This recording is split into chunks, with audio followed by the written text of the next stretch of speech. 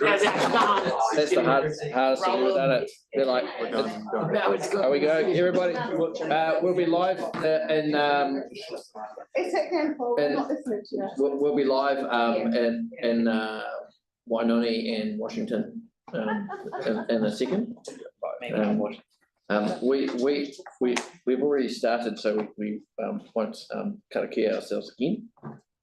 But tēnā koutou katoa. Are we live? We are live. In Wainoni, Washington, Wilson. Made the joke again. Yeah, I know it's got to be on the internet, otherwise it didn't happen. Yeah, we're now on the internet. So welcome to everyone to our briefing, information session / workshop, as they're called. We have apologies from the councillors, so that's Councillor Johansson, Barber, and Donovan, because the annual plan decision meeting is still ongoing. So those will be noted. Every time I'm like, no, don't need a resolution. No, just feels wrong without doing a resolution.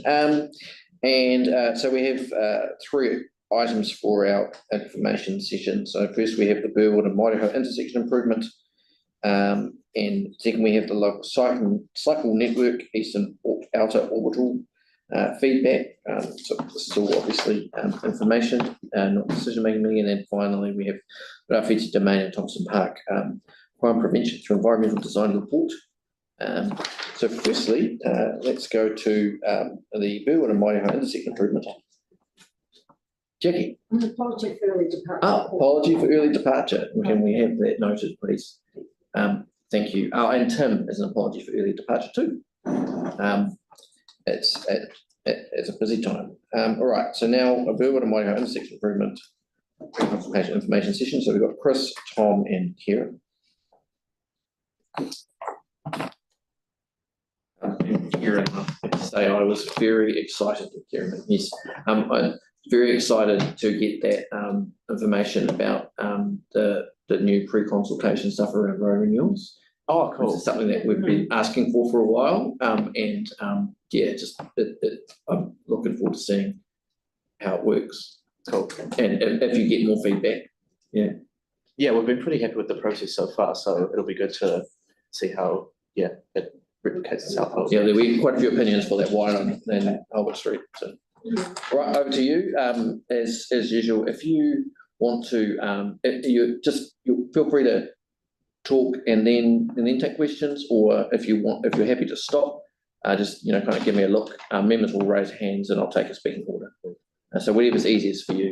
Cool. I think it'll be good if we talk through it and then take questions after. If that's okay. Okay, cool. Thank you. Oh, sorry. Yeah. Okay, we're here at last. This has been coming on for a long time. Sorry. Can you run here? Well, it's been the #1 capital project in Burwood Ward for this whole term. Yeah. It's been, and before. It's definitely come a long way. So this is just we are planning to go out for consultation on the 8th, and we just have a few slides going. So the first slide. Sorry, yeah, you got to click it there, which should work. Cool. So why are we doing this? To improve safety for pedestrians, cyclists, and other vulnerable users, and the mobility impaired and wheelchair users, of course, because we've got a spinal unit at the Burwood Hospital. Improve footpath and cycle lanes, crossing points, and pedestrian and cycle amenities at the intersection, and seek to minimise the negative impacts on vehicular access beyond what is needed. Okay, so because it's been coming on a long time, the focus has progressed a little bit. So that's why we've got those. So we go to the next one. What we're planning to consult on 2 options, because we don't have a silver bullet for this one, unfortunately.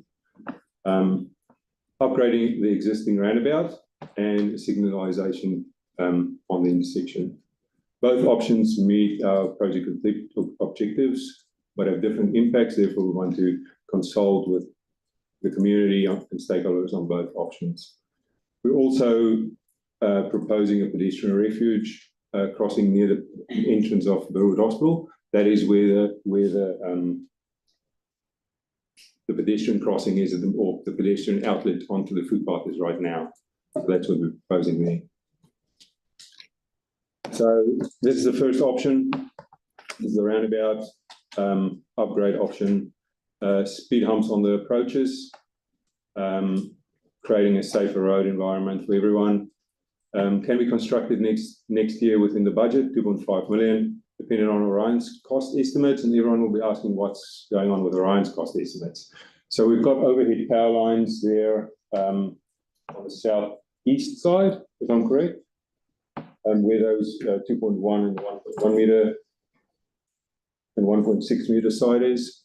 There's a possibility that we'll need to underground some of those overheads. There's a possible option that we don't have to with this option, but definitely with a signalization option. So speed humps improve safety outcomes, however, acknowledge they're unpopular. Requires removal of 8 car parks as trade-offs. We're also consulting on a section on cycle lanes on Maria Road, about 80 meters, as connects the cycle improvements planned further along as part of the pedestrian development. So this is the second option. This is the signals. This here. This makes it easier to navigate, especially for impaired people in wheelchairs and so on. The trade-offs is it costs more.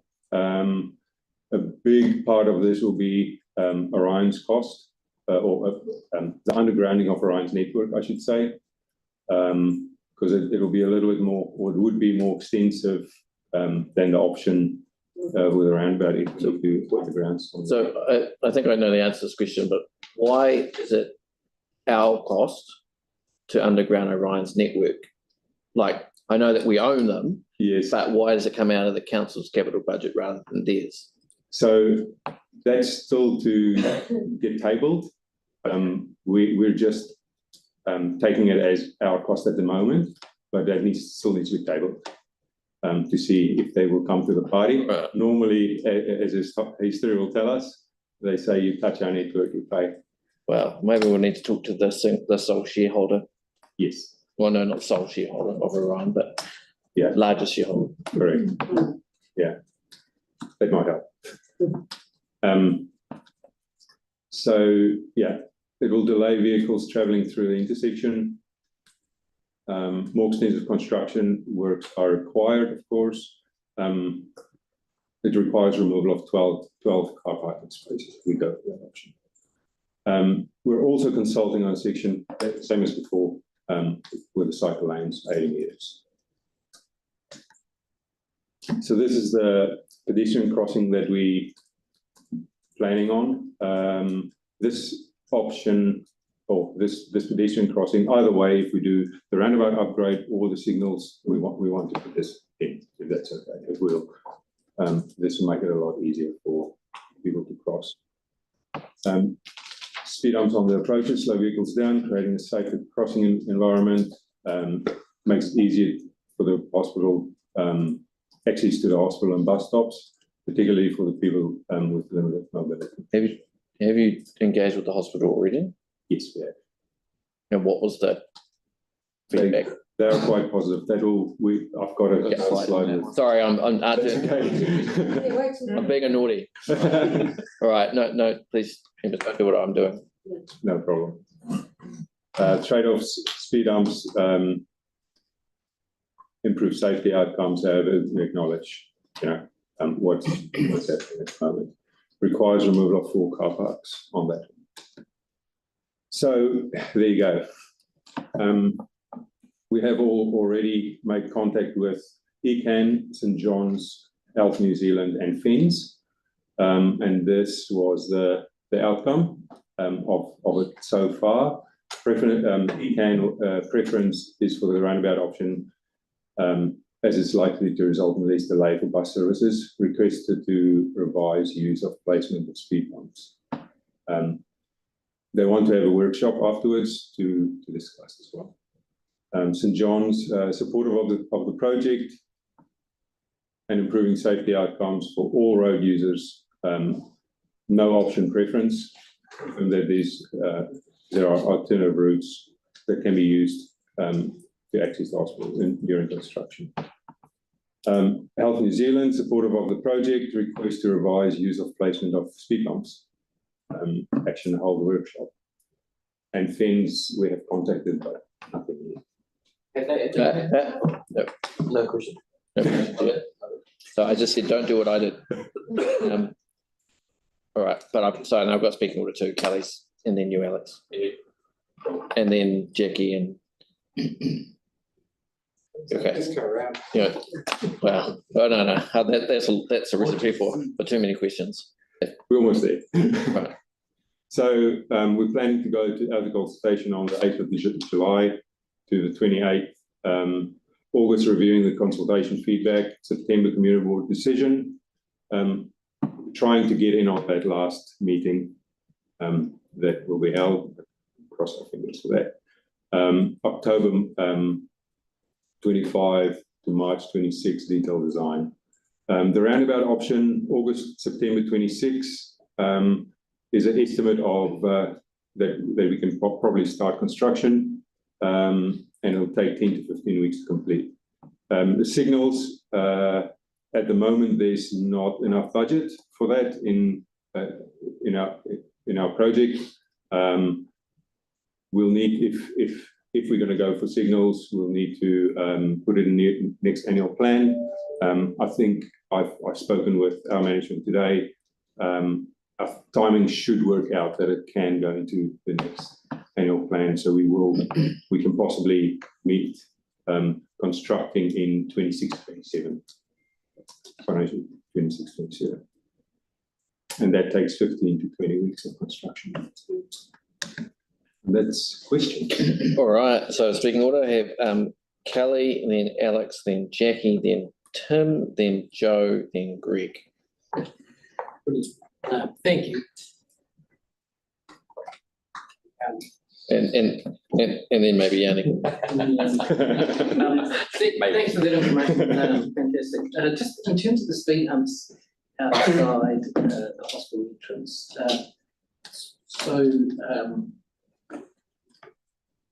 what's the reasoning behind the crossing there?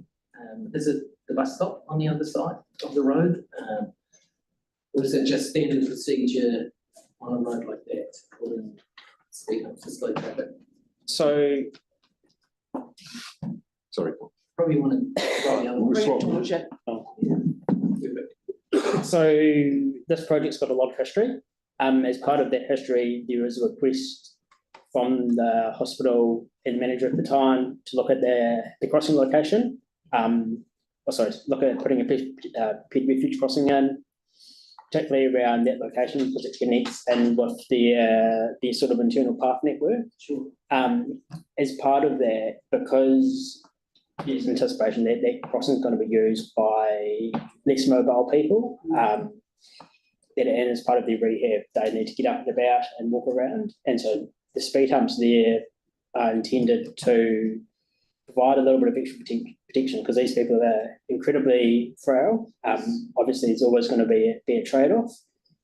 If through consultation there's strong messaging from the community that they don't like speed humps, we can then either consider the other safety measures we can use, like maybe putting in a table or something else, or whether the speed humps are needed in their entirety. What's the table? So yeah, so like a platform. So similar to what you're seeing on some of the intersections around town, but probably a little bit less intrusive. Okay. And then just a follow-up to that, in terms of the opposition from St John, or whoever delivers spinal patients to Burwood Hospital, I had noticed in the past ambulances travel incredibly slowly because of the vulnerability of the spinal patients that are actually going there. Did the spinal unit have input, or was it just the hospital? And were they speaking on behalf of the spinal unit? Do you know that? So when we contacted St John for their feedback, we asked a specific question around transfer of spinal patients, Oh, good. and they said that they've got an alternative ways to access the hospital. I think that's why it's really critical, because we're consulting on two options. Depending on what the preference is, then we hold a workshop with these key stakeholders to make sure whatever we're doing going forward is going to work for everyone. And so at this stage, feedback is it's not an issue, and then it's reconfirming it post-consultation. Good to know. And just a final question, the funding shortfall between the lights option and the enhanced rapid option, what roughly is that? Roughly $1 million. Okay. All right, Thanks, Paul. thanks. Alex, Yeah, oh, sorry, you won't be able to hear me, it's Kelly's mic. So. pick up then. No, that's all right. Yeah, it follows on from Kelly's question, actually. I was quite surprised, just based on feedback we've had in the past about why, say, John had no problems, but Health New Zealand did. Do you know why? Have they indicated any specific reasons yet as to why they want that sort of workshop? Because I would have just assumed it would have been the other way around. No, so the workshops was sort of our approach. Once again, I think it's critical that because we're consulting on two options, that once we've got feedback from the community, then we're working collaboratively, then we're working together to be able to develop that option. I guess, sorry to make it a bit more specific around it, because it said that St John was fine. Health New Zealand wanted discussion around the use of the speed bumps, which I guess is just a little bit opposite to what I would have just assumed it would be. So I was just wondering if they provided any more clarity around that specifically.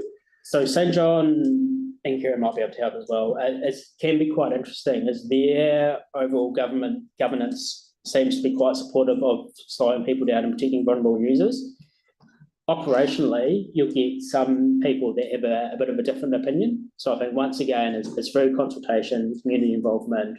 It's double checking to make sure that we're getting the correct messages from everyone and we're taking everyone's opinions on board. And also feedback, I guess. And just to add to what Tom said, to echo the email that we received from Health New Zealand, primarily they were concerned about the interaction between the proposed location of the pedestrian refuge crossing and the buses that turn into gate 1, which I think is the number 7 buses. So they just wanted a little bit more. Yeah, they just wanted a bit more clarification and discussion around how that's going to work, and I guess understanding those like turning circles and how it interacts essentially, because they just had some questions around maybe it's like there might be another position that is more suitable for buses, but yeah, they just really wanted an ongoing discussion. Yeah, both of those were really helpful. So thank you both. All right, Jackie and then Tim. Just back to the speed bumps, right? Both the Health New Zealand and ECAN came back and said they were opposed to speed bumps. What were their reasons for it being opposed? Do they give you reasons? They say they're opposed, so they want a discussion about it. Well, did they give reasons for wanting discussion? I'm not talking about the island, the pedestrian island. I'm talking about the actual speed bumps at the intersection. So they give you feedback as to why they want. So we've had feedback from ECAN first, both from this project and other projects. They're concerned around speed bumps, around discomfort to passengers.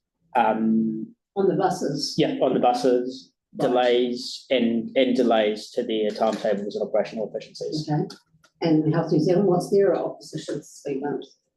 That was mixed. So I think part of it, so part of that, what I think was maybe their perspectives around how they're seeing their local area sort of operating in that. It didn't seem to be more from an operational point of view. So once again, from an operational point of view, the information we had from St John is if they're transporting patients in there, this intersection is not the main way they can get to the hospital. Okay. I just, we hear an awful lot about how speed bumps are terrible because they slow down emergency vehicles. Yeah, here we have a hospital who benefits from less accidents opposing it. And I'm just trying to clarify whether that is actually a senior question or is that a personal viewpoint of the person who answered that email from both those places. For sure. And I think that also means that that's kind of the main reason that we want the ongoing discussion, so that we can understand, not just from an email point of view, but face to face with the board. That's fine. I get just them. wanted a bit more clarity around that because it sounded dodgy. But we're actually at the end of the time we have allocated for this. So what I'm going to do is, sorry, Joe, I will just go to Tim and then Greg because of their being Burwood members. That's in coastal as well. It's in coastal as well. Because Burwood Hospital's coastal. No, it is too. Where's the road? There's a road on the border. It is. Yeah, it's on the border. All right, okay. Well, so can we just be quite precise in our Tim? Quick question is, could it be done in two projects if it's not having the smaller project done earlier than the big project? Meaning, The crossing. More disruption. Oh, yeah. the crossing point. We had a discussion with me. Like I think absolutely. One of the key challenges is going to be around procurement, construction, and funding. But potentially that is an option that we have been discussing about. We also know there's other works within the area, unfortunately, and so it's looking. One of the things we've been discussing as well is So it's on the radar. For sure. Thanks. All right, Joe. Okay, if you put in lights, do they have right turning arrows? That's a detailed design aspect, but that'll definitely. that would do because we've got to phase them. And part of that phasing is thinking then you need your right turning arrows, everything else, and then into that interaction with. And the other quick question is, if we got funding for the Orion Cup, can that then bring the project forward and covered within the funding in the AP? Sure, if the outcome of the consultation lean that way. Yeah, cool, thank you. A caveat on that though would be because Orion's an upgrade filmmaker and have got their own design process, it wouldn't be able to happen as quickly as the roundabout, but it'd still be able to happen pretty quickly. Okay, thank you. All right, so we're not going to have time for any more questions. Sorry, Yanni and Celeste. Greg. A couple of quick things. Outside 285 Burwood Road, there's a really wide berm. Is there ability to look at putting more parking there? It's like at the moment, as the dairy is pretty busy at the dairy and a lot of cars pull in there. With that wider berm, if there can be parking beyond that, it's going to get people potentially pulling in further away from the intersection as an option. It's just less mowing, hopefully, for someone. We can look at that. Yeah, it's a good idea. What's the distance between the crossing and the intersection? 100 metres, maybe a little bit more. So it is pretty close. Yeah, so with that in mind, if you've got vulnerable users, they've got 100 metres, if they're potentially going to the dairy across the road or shops further down, they'd still have to go through the intersection. Is that have a bearing on the crossing at needing speed bumps further back, if that's that close, if that's where they're trying to go to? So I think one of the concerns with the speed bumps is people coming around, I want to get the names wrong, the top corner from the forest. So coming around that way. Also, because of the way things are done, generally we'd like to have it balanced. But you're right, it's depending on the feedback we get, these are the things we can do. And a couple of people for the consultation to stakeholders to talk to is the New Zealand Spinal Trust, who are based at the hospital, and also the Burwood Spinal Unit. They do operate quite separately. And the Champion Centre. Yes. Sure. And obviously the businesses there, the dairy, the residents driving the home. Sure. Yep. All right. Thank you very much. It's really, it's really exciting to have this project coming up for implementation. So interested to see what the results of the consultation are. We've run out of time. Sorry, Celeste. Great job, guys. Can I send through something? Sorry. Can I send through? Yeah. Councillors, and I apologise that due to you being at the annual plan, you were unable to be here. But if you want to, I'm sure you're both welcome to email staff with questions. Thank you. No problem. All right. Can I just say, have raised those guys, they kind of gave me a heads up months ago that it was coming and went through the designs, just to give me a heads up. So I Yeah, really no, appreciate that. that's great. Yeah. Yeah, it is really good. Thank you. So we have the next item now, so you'll, well, you go back to the rest of your day. Yeah. So, Thank you. yep, we have the local cycle network, Eastern Orbital, outer orbital feedback on the recommend scheme option. So we've got Lisa, Tom and Kieran. But, welcome, Lisa. Yeah. We were so quick. Yeah, all right, so same deal. If you want to either present and then have questions, or you want to pause and take questions. Questions afterwards, please. Questions afterwards? Yeah. All right, so I will take a speaking order. Cool. Yeah, you haven't even heard anything yet. How can you have questions?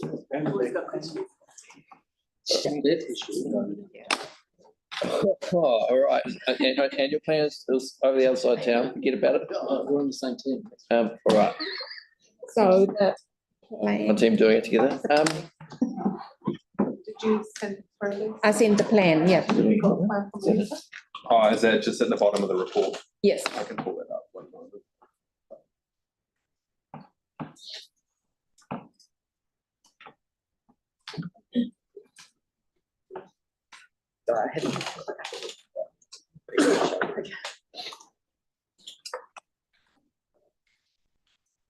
Right. Oh.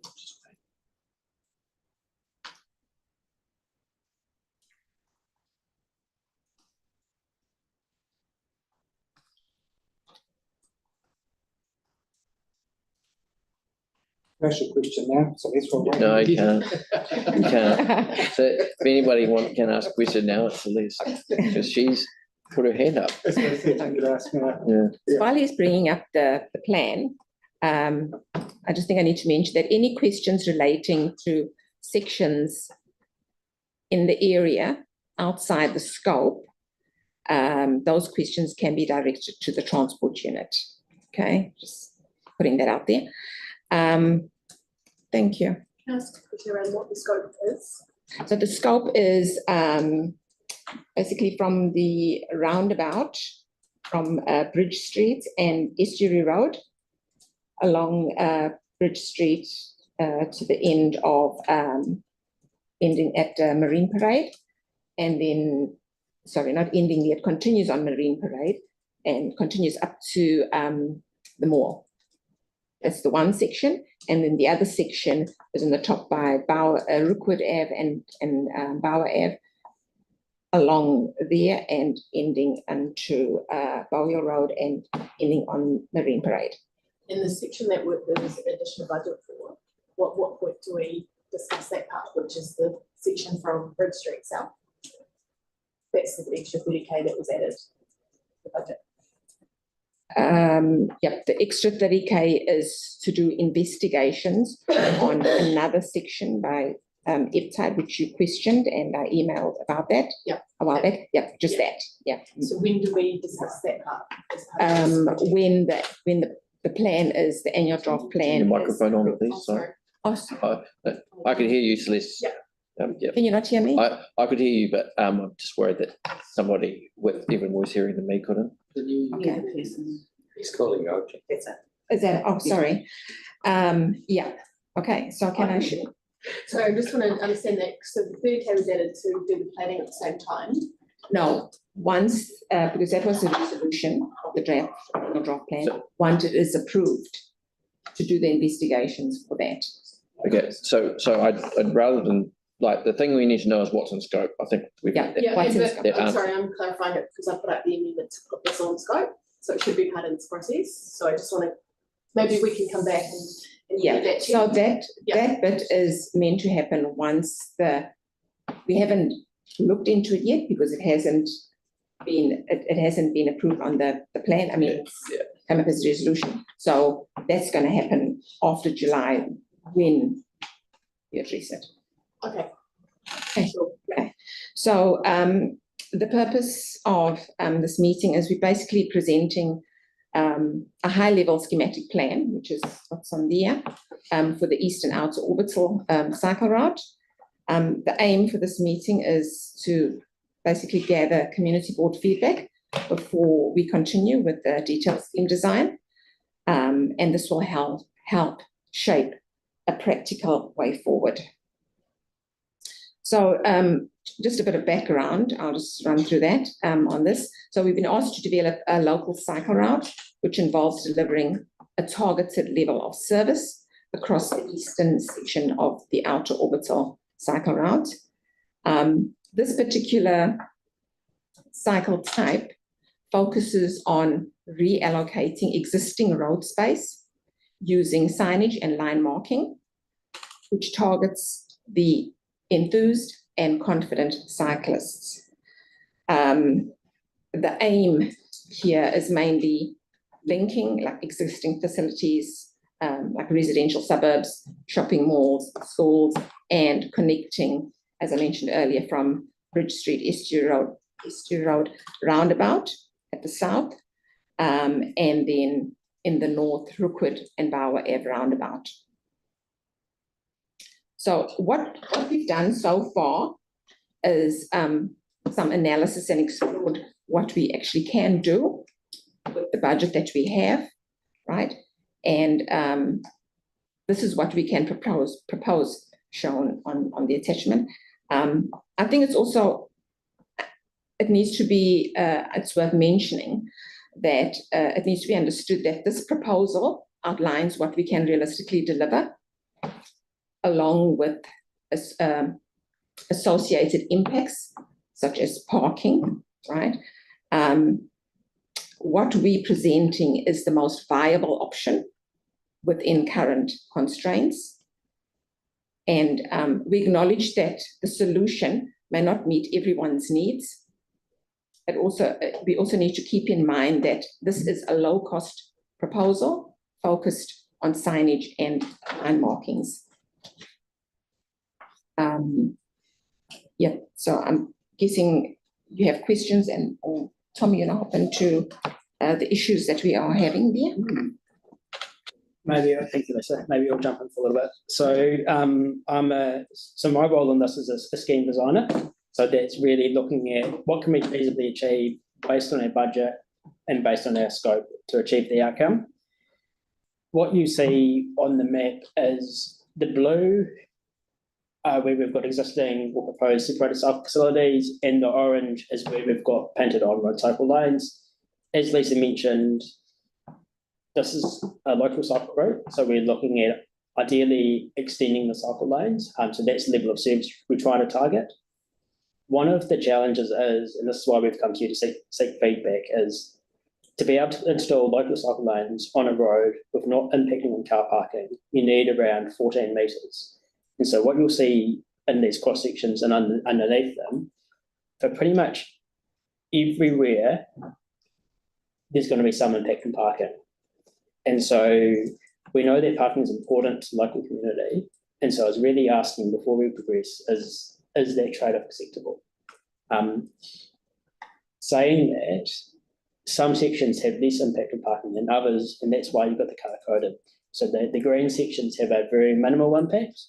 The yellow sections have some impact, and that some impact is probably, a little bit loosely, that's taking parking away from one side of the street, and then the red sections have a very high impact. And so the reason the red section has such a high impact, so that's marine parade, is we only have about a 10 to 15 metres, sorry, about a 10.5 metre seal width. And so that's giving us, so we need quite a lot of space to be able to put it through. For our yellow sections, we've got around about a 12 metre, and in some cases a 12 to 13, but it's still not enough to be able to put in a cycle facility that has the desired level of service.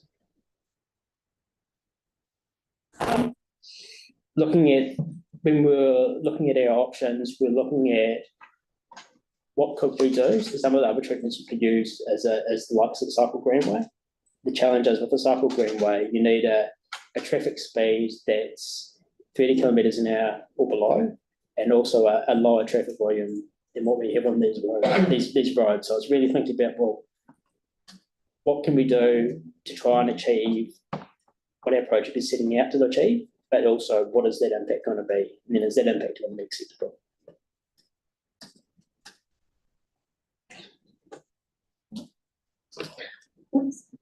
Anything further from you before we go to questions? No, basically, I'm just kind of emphasising what Tom's saying. It's I'm sorry, having basically trouble hearing you. Right. Sorry. Right. Yeah, it's basically the odd compromises to be made. You know, we can't have it all. So it's basically trading off parking and cycleway level of service kind of thing, you know? Yeah. Sorry. Because there's not a large capital budget available to do something like Yes. the surf, the craft stuff that we've just done to the north. Yes. Yeah. So in summary, it is a trade-off. You have to decide what your priorities are, and we have to decide what the priorities are in a consultation with the community. And the type of cycleway facility that it actually is, it's a local cycle route, Yeah. MCR or, you know, yeah. Yeah. So it's a local connection. So Correct. I'm going to say, Celeste, you got to ask 3 questions. So if you have more questions, would you put your hand up? Oh, sorry. Yeah, because you had questions before at the It beginning. was just about the process. Yeah. I mean, Oh, it just seems. you've had a long day. I'll concede this. So we'll go Celeste and then Kelly and then Joe. This one's just a question of clarification. What's a cycle greenway? What does that mean? So a cycle greenway is a situation where it's safe vehicles and bicycle users to share the road. So there's no formal separation or spatial allocation. And just around the engagement part of this, is the process that it goes straight out for consultation, if depending on what's discussed today, but in terms of engaging with residents and so forth, is there a kind of also a targeted approach in terms of residents groups and things? Yeah, we are going to groups as well. We're going to speak to the groups as well when we get to that point. At this point, we're just trying to get a scheme design together, and then we've still got to come back to the board before consultation. Okay, yeah. And just finally on that, so some of the projects we've been talking about recently, just quite recently through the board, have been talking about before we do anything too far progressed, is about getting a bit of initial feedback from community, so that kind of pre-engagement part. Will we look at that as part of this project? Because my understanding was that was going to be built into the process. So like, where do you see the risks are and where are the trade-offs acceptable? I think if I put my technical hat on, Yeah. this is almost the start of trying to have some pre-engagement. If I look from a technical thing, I'm thinking, okay, we can provide a solution. That solution's got quite a big impact on parking in some stages. So it's thinking about, well, what is the right way of being able to take this forward? Do we have like a targeted workshop with some resident groups or something to try and feel the political risk and political pressure, being a member of the council, I'm acutely aware that everyone loves to hate us, and so it's making sure we've got the right process in place before we actually go out to consultation. That's absolutely fair. Maybe we'll come back to that at the end, just talking about some of the Thanks. Yeah, I mean, I do think, you know, that it's important that we, that pre-consultation and the more emphasis on it is really good. And I think giving people a real option of, you know, like to me, it's a question of whether, in this particular case, whether we want that marine parade to be a central part of the marine coastal environment. That is, and if I lived on Marine Parade, I'm sure that I would want it to be slower and more accessible, and you know, basically I could just, without worrying, could walk across the road. But that's not how everybody feels. But it's a choice between whether you want it to be part of that environment, or whether you want it to be a parking lot and a drag strip. Like, so it is a trade-off, and you know, that's up to the community to give us some feedback on that. Kelly and then Joe. Thanks. again, this is, looks like a really, really good design. I know this part of the road intimately, having cycled here many times. I really like the Which is your design. favourite bit, Yeah, Kelly? there's a question coming. Yeah. The yellow makes perfect sense to take parking on both sides because there doesn't seem to be a great need for it. But the green seems fine and sensible. It's just that red section. Would it be possible to take it out of this project in the sense that doing it properly a bit later on might be an option? It's just that I know that there's quite a wide, you can actually take some gravel, take some land on the beach side, probably without too much trouble at all, and actually extend the tarmac. I know it's probably there will be a cost with that, but it actually would be a really, really good option just to do that part properly. That way you would be able to keep the parking for the residents on the left-hand side there. So I guess the question is, would you consider taking that out to look at something else? Because I would support that at council. Yeah. Do you know how many parking bays are out there? Yeah. I've just been looking at them. Yeah. 82. No, and that you said it's red. Yeah. There's parking bays on the left. Yeah, How many? 82 out of 92 have been moved. And that will strip. Yeah. So I think we had staff gearing up to respond, so. Yeah. Yeah, so we've got a Rubicon down there between what's transport land, what's parks land. Oh, yeah. This parking loss is that's shown here is only on street parking. Possibly this is answering Kelly's question a little bit as well, is one of the reasons coming here as well is there's different sections. Some of these sections are easier to achieve than others. Yeah. So as part of that consultation is you're right, do we, and probably Steve and Kieran's fund here as well, consult on the whole thing? Or is it better only to consult on specific parts and then maybe there's a stage 2 a little bit later on? Once again, being a technical person, you're right, there is potential that we could, with additional funding, do a bit more widening.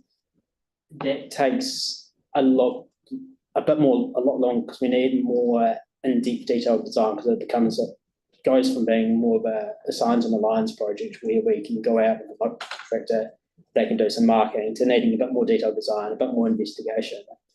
In that time frame doesn't necessarily fit what the time frame is for this project. Liz. Am I going to be told off? Yeah, no, rightfully so. But I mean, to be quite honest, we did consider actually removing that section because it does cost quite a heap of money. It really blows the budget if we had to make it totally safe all the time, and it was just mentioned that, well, rather just present the whole thing to the board and just let them decide. So that's where we're at here. That's helpful, thank you. Yeah. Jo. Yeah, just in regards to that red section, there'd be a lot of opposition to actually taking that parking away. Probably a lot of opposition to taking most of the car parking away. If the last consultation's anything to go by, people are quite vocal about that. But that red section, a lot of the members of the Surf Life Saving Club park there.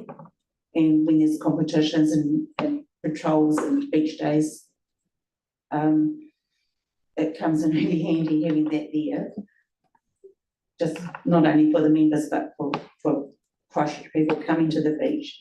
If you take away parking from next to the surf clubs, then you're going to drive people to go swimming in other areas of the beach where there's no patrolled areas. And that's a big concern. The question I want to know the most is, why have you come up with this route? Well, this came up after we did multi-criteria assessment. Chum? Yeah, so Sorry. what happened previously is when we got this is the cycling experts and the safety experts in council considered about 10 different routes that could go on, and then through having a weighted assessment determined what is the best route to achieve that project objective within the funding. And a key driver with that was looking at the places we can connect up. So say, for example, the schools, the mall, the surf lifesaving clubs, and Bridge Street as well, and then providing those connections into that local cycle route. How many school children or pupils use that road? So I don't think there's going to be school children that use the whole extent. There might be some more around Bridge Street, say for example, that bike along that section of Bridge Street, or up at the Bow Hill Road intersection, that bike along. From my those. experience, most of the people going to school either go down through Shore Ave and Keys Road and straight down Eastbury Road. So would you consider a better option going through that way instead? An alternative option. Yeah. It's just that, like, if they go to Graffiti School or Avonside and Shirley Boys, that is a quicker way than going all the way to the beach and then back in again. Yeah, I'm sure there's also other issues that will come up, trying to find another route kind of thing, Yeah, I mean, we don't make the call in terms of the route selection. And also there's like maybe the off-road route as well, because there's actually a bit of a cycle path that goes along the river all the way, probably to Barrow Ave, and they could cut through to Avonside and Shirley Boys through the river route. So we can provide the initial assessment that was undertaken. Because it was before my time, I'm not 100% aware of it, but we can provide that, and we can re-look at some of these additional or multi-criteria analysis. Yeah. So hold on a second, Joe. It would be good if we could have that, so that we have access to the same. So we're just getting a bit into arguing with staff. I'm not arguing, I'm just asking if they considered that. Okay. Yeah, okay, as I mentioned, there's other staff who actually worked out, which is, and, the way this particular project even came about was, or developed, it was in response to the transport strategy plan to address growing congestion, declining safety, health and well-being concerns, and climate change impacts. So those factors factored in, I can call it that. But in terms of the route selection, as I mentioned, there was that multi-criteria analysis that was taken into account and worked out to work this route out, to figure it out. Yeah. So maybe it might be something that we can ask the community about first, whether they think it is the right route before developing it further. Obviously the consultation will include the ability to feedback on all aspects of it. Correct, and I think just speaking to a couple of questions that have come up around the table, I think that if the board sees getting community views and preferences as or the residents' views and preferences is a real priority before the project progresses, then we can definitely go back and discuss that as a further kind of more pre-engagement heavy process. But I do want to highlight that the trade-off for that would be that if we do receive overwhelming feedback, that there's no appetite for parking loss, but then there's some pockets of supportive feedback, then that might create a risk that there are disconnected sections of cycleways along this route, and it's quite likely that could happen, especially since we understand the views and preferences from Marine Parade. So it's definitely an option that we could go back and have a further look at. Obviously, there are many things that come into the picture when discussing that sort of approach here. We have to think about going forward, also change of board, and if there is potential change of board, that is. And there's a lot more to it than just saying that we can go forward with like the street removal process. Except, we've got questions from Alex, and then Kelly, and then Yanni, and then Celeste. Not a question, feedback, that's what we're asking for. Oh, you've got feedback? Yeah, just. My very, very strong preference is that we do as much pre-consultation on this as possible. We've had quite a lot of consultation around the Marine Parade project, and quite a lot of our residents, there's quite a big, definitely not saying it's on staff's level yet, but there is quite a genuine sense of mistrust in council and a lack of engagement. I think anything we can do to repair that puts us all in good stead. We're elected to make decisions for our community. So obviously consultation isn't everything, but it's a very big part of getting a sense of what people think. And I think that's really important here, especially with a project this big. Yeah, and I'll just jump in. Thanks, Alex. Just jump in before going to Kelly. We did find that we had apparently irreconcilable differences in the community, basically 50-50 split, close to it behind. Between the different options for crap. I know that we don't have as much money, but it is possible through robust and varied engagement that we could actually, and with all working together, that we could come up with a better solution than what we have at the moment. But understanding that carries with it trade-offs as well. Kelly? Yeah, Councillor Johansson and I have just noticed that there's an off-road gravel cycleway on the east side of the yellow and red section. And we're just wondering, again, if that could potentially be separated, and even perhaps the councillors, if they all agree, could go to full council meeting and look at getting funding for the sealing of that, and therefore would create a situation where you could keep the parking on the house side and move the whole the road across with no cycleway on the road on the eastern side. Is that a possibility or too complicated outside the brief? To be quite honest, I don't know if that can be considered, okay? But we can find out about it and come back. That's all I can say.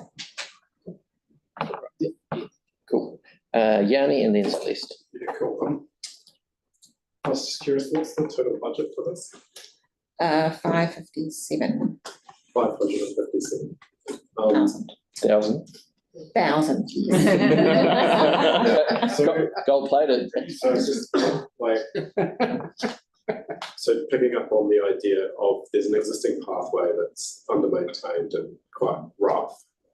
But if we wanted to do something like a coastal pathway through here, I know previously there was some scoping that was done around the coastal pathway.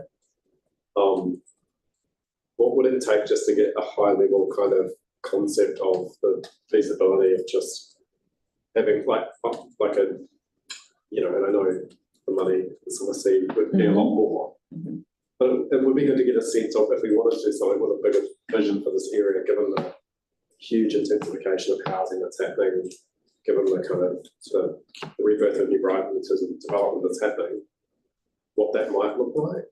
And I'm just wondering, is there a way to do that without spending lots of time and resources? I certainly support the question. I just don't want to spend any more time on this other than getting a quick response from staff and focusing on what's in scope. Yeah. Julie, correct me if I'm wrong here, okay? Feel free to jump in.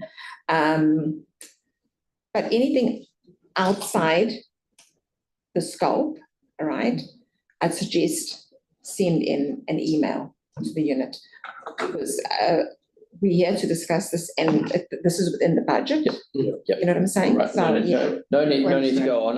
That's what I expected you would say. So can we keep it on scope and with scope, please? Yeah, cool. So just to support Alex's call, I think the pre-engagement, as much working with the community around the plans is really important. There's other projects with far greater amounts of budget that have way less engagement, particularly Te Aratai, for example. So, it'd be really good, I think.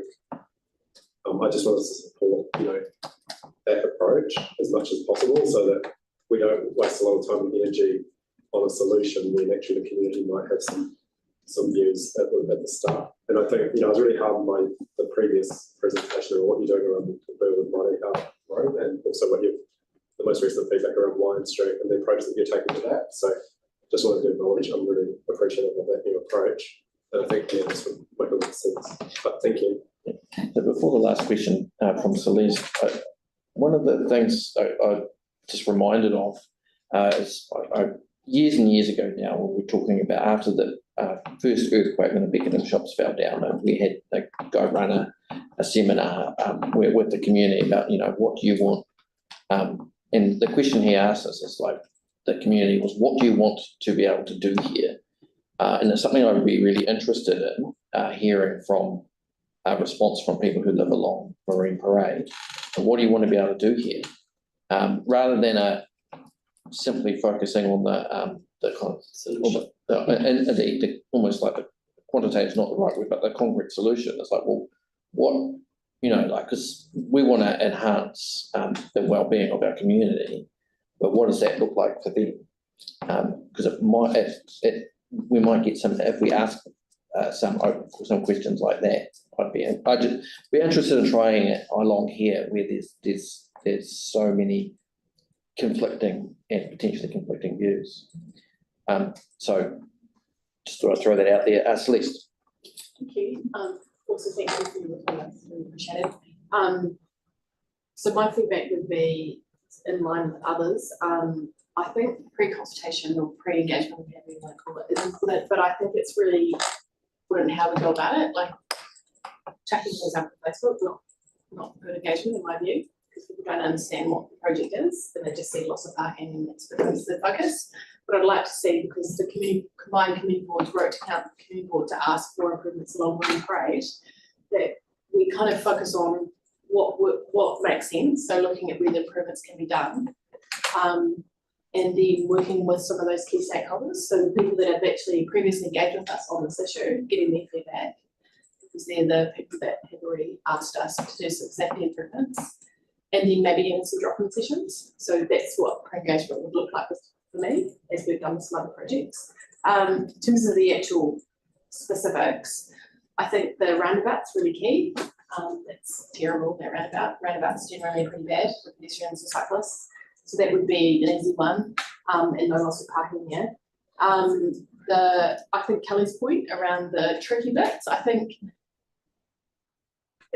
forgive the pun, but if we could park the bits that were going to cost a lot and be really tricky, we could put our energies into the bits that really need improvements and come back with a plan for the bits that might need a bit more work. Because what I'd like to see is some improvement on some of the worst bits, and not getting caught up in a 4-year debate over some of the bits that we don't like. So there might be an element of compromise required on that. And then just finally, I think the bike lane along Bohu Road, I don't know the specifics again of how this would work, but I think that is quite an important one. The road condition is a whole separate issue, because the side bits, it's a terrible condition, but there's a school there and it's close to QE2, and that actually services a lot of kids, so I'd like to see that being prioritised as well.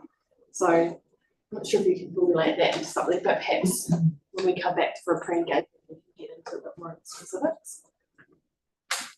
Does that help? I hear what you have to say.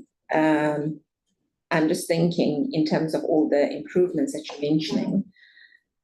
It's a case of what this particular project is about. It's more lines and signs and connections and things like that. The improvements, from my understanding, it will just cost that much more. But yeah, obviously, if there is some money within the budget after putting the lines and signs or whatever, we go ahead with that, then yes, try and make improvements as much as possible. Kind of thing. Yeah, I realise that there's quite a lot of constraint. There's such just a small budget. So I'm open to your feedback on what you think could be possible. But I think to Kelly's point, we've looked at kind of working within the existing constraints, say where there's a shared pathway already, even if we can't afford to asphalt it, we might be able to extend it slightly out. I know these parks might not be happy about that, but looking at that space and going, actually, there is a pathway along there, it's technically a shared. What is a shared pathway? Why are we widening it? Because we're doing that further up the road, so it's about utilising the space well, and that was the feedback we got from the community when we've gone out in the past. Yeah, So, there's just yeah. no budget for widening Yeah. parts and what have you, to be quite honest. So that might be the bit that we come back to and say, we can do these things easily within budget. Can we come back and get some, and then councillors can maybe look at getting budgets for those bits of work. Hopefully, just a suggestion. Well, thanks for the suggestion. Sorry, I don't know if this helps. Yeah. But Yeah, no, I mean, thanks for mentioning the suggestion, but I really cannot say that that's going to be promised, to be quite that's honest. a line. Truth Yeah. be told, you know. Yeah. Right, well, we've come to the end of our time. So thank you very much. I think there's a bit more to go on this. It would be great if Transport and Parks could have a bit of a chat about. I don't know. Well, let's assume that they will, because I think, you know, people don't. We're all here to try and make progress for our community and our civil servants and us. So we'll look forward to hearing more next time. Feel free to email any further questions you have of the board to us if you want us to clarify anything. Okay. Yeah, well, and I assume it's a given that we can also email questions to you, but just to make that clear, so. Send them through Cindy. Yeah, just send them through. Well, Cindy is our conduit. Transport advisor, so that's the most appropriate form. So, all right, thank you. We will have a couple of minutes breather, and then we'll be on to our final item. Yeah.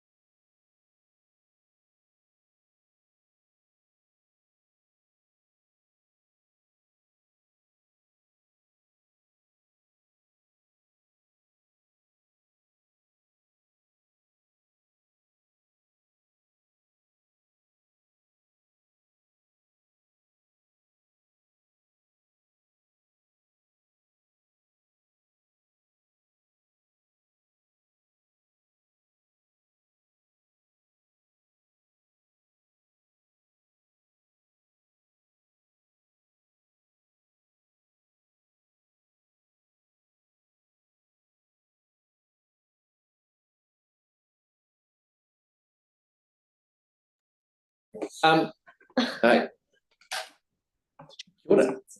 Welcome to the table. So now we're talking about Graffiti Domain and Thompson Park. Yeah. All right, and for those people at home, we're talking about crime prevention through environmental design. It's a bit of a mouthful, isn't it? It's a mouthful. Yeah. Well, you guys know Jackie and I, but I'll let Kylie introduce herself. Okay, cool. Kylie Tokaunua. I'm a CTED and landscape architect. I work at Bottom School, and the council has engaged us to provide CTED advice for this project, which has been really interesting, and it's been a great process working with the council team. So, yeah. Cool. Yeah, so I guess just running through a bit of background on how we kind of got here. So we met with the community board and a couple of community members on site late last year, and it was kind of highlighted the nature playground had just been handed over to council from community, and then there were some safety concerns that were also highlighted. So one of the action points from that meeting was to explore the options of doing a CTED, and we were lucky that we could get some funding via the safety funds, better off funding, which was awesome, and that's when we got in touch with Kylie and got all of this work underway. So today we're just going to cover off a little bit about what a CTED is, the findings from the CTED, and then that'll be Kylie's expertise, and then I guess Jack and I will kind of cover what we've done so far, next steps.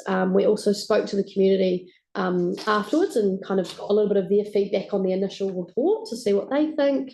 And we do have some community members here today that are listening, and I know there might be some online as well because everyone's really interested in this park, and there's lots and lots of park users. So we thought for questions, it's kind of broken into sections. So we might do questions at the end of each section. Yeah, that might be the easiest way to do it. Yeah. Quite a lot of information otherwise. Yeah. Cool. All right. Okay. And if you just want to go. Oh. So I just thought I'd briefly start with talking about what CTED actually is. So crime prevention through environmental design, bit of a curly acronym. So this has been a part of design processes in New Zealand for about 20 years now, more before that point, but it was formally adopted in 2004 by the Ministry of the Environment, and they launched it with the guidelines for CTED.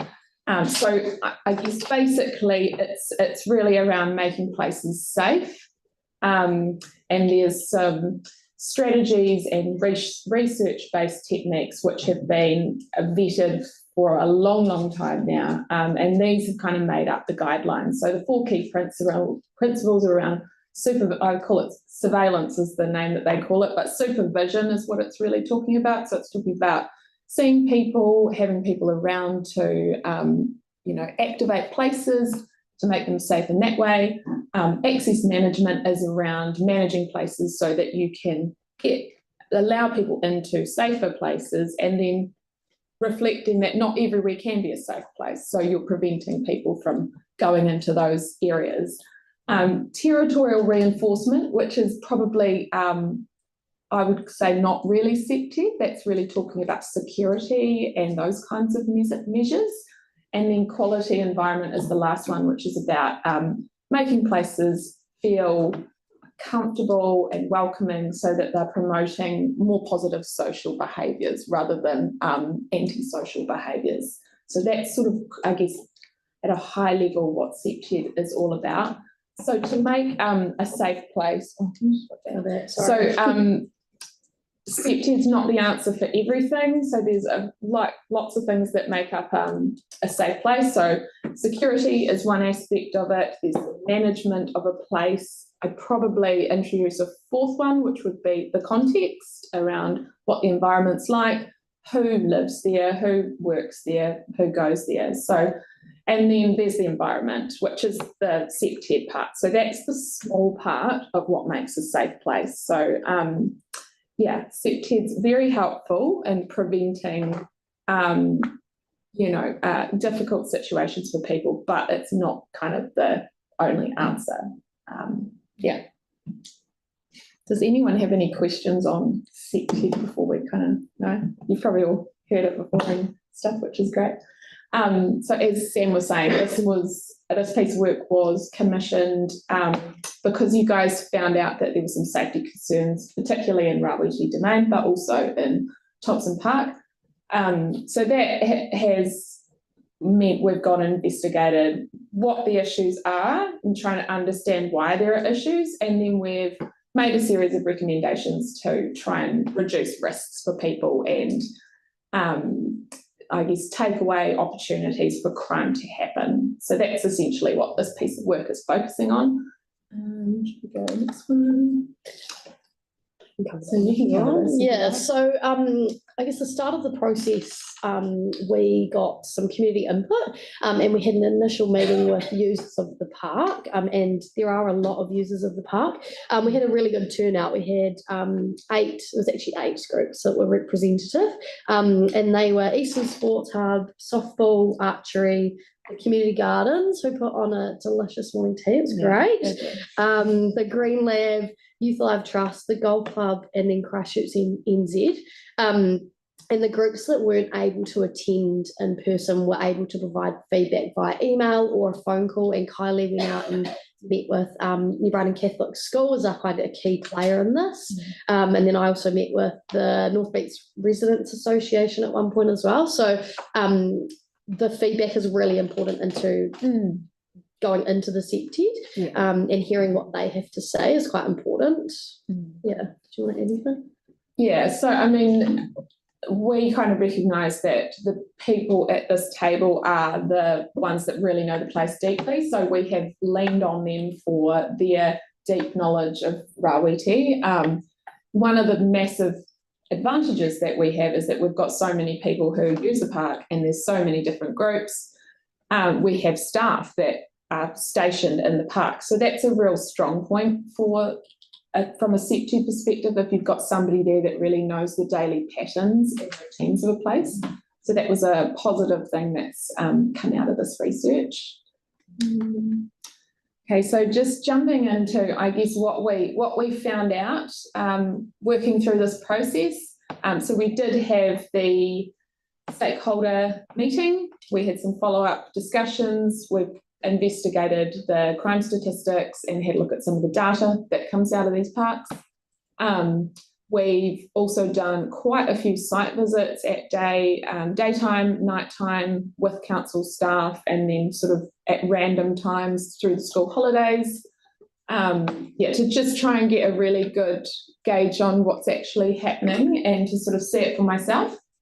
So the things we found were, I guess, from splitting into the SEPTED categories, there's poor access control. So there's a lot of infrastructure in the park. There's, lots of user groups. There's lots of car parks and people using the park at different times for, like there's late night events, there's the sports clubs, there's a lot going on. And it's uncontrolled access at the moment. So we are getting legitimate users and non-legitimate users in the park at night, which is creating quite a few issues in the park. So that's probably, it's a difficult one we'll talk about it a bit further on when we go into the recommendations, but that is a challenge in this park.